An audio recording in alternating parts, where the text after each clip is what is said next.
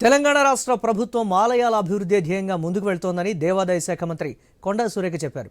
దేవాదాయ శాఖ మంత్రి హోదాలో భద్రకాళి అమ్మవారిని దర్శించుకోవడం అదృష్టంగా భావిస్తున్నానని అన్నారు.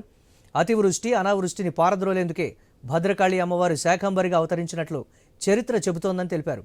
భద్రకాళి ఆలయ మాడ వీధులు పనులు చకచకా జరుగుతున్నాయని వెల్లడించారు.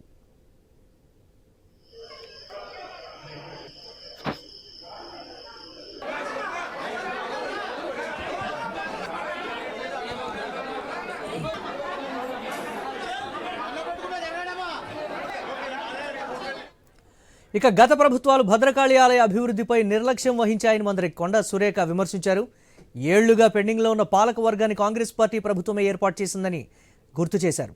భద్రాచలం రెండు తెలుగు రాష్ట్రాల మధ్య నలుగుతున్న అంశమని పేర్కొన్నారు. వరంగల్లులోనూ దేవాలయాల భూములు అన్యాక్రాంతమయ్యాయని, వాటిని రక్షించేందుకు కమిటీని నియమించామని చెప్పారు. అవసరమైతే కోర్టుకైనా వెళతామని మంత్రి కొండా సురేఖ వివరించారు.